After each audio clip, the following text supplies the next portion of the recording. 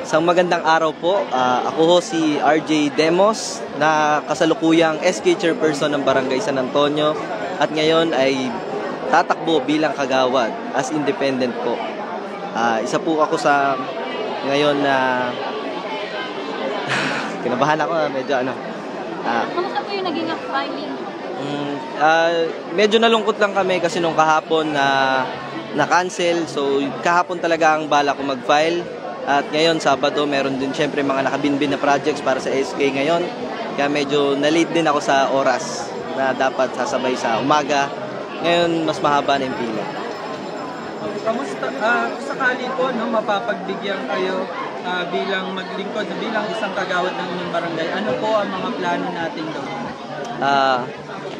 Kapag ako po ay naluklok bilang kagawad ho, syempre, pagpapatuloy ko lang din naman po kung ano po yung nasimulan ko bilang ngayong SK, tumatayo bilang SK Chairperson.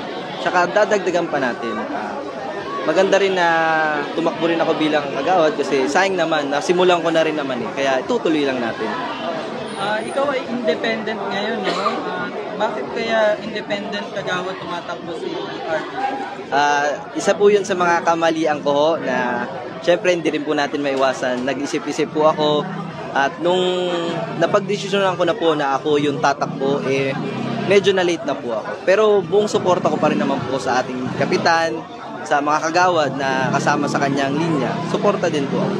Yun lang po sa akin talaga na naging undecisive po ako nung time na yun. Pero ngayon, buo na po talaga yung aking puso para tumakbo, maglingkod sa aming buting barangay. So, mensahe nyo na sa mga kabataan at mga kabarangay nyo na rin. Yun po, syempre sa mga kabarangay namin, suportahan niyo po ako. At syempre, dun sa mga tatakbo rin bilang SK, napapalit sa aking posisyon, sana galingan nyo kung ano man yung nasimulan namin, nagawa namin. Dagdagan nyo pa, push pa, upgrade tayo. Kasi ako kaya si Kuya RJ nyo, upgrade din ako. Kaya sabay-sabay tayo mag-upgrade. Thank you, RJ. Good luck sa iyo. Maraming salamat po. Thank you.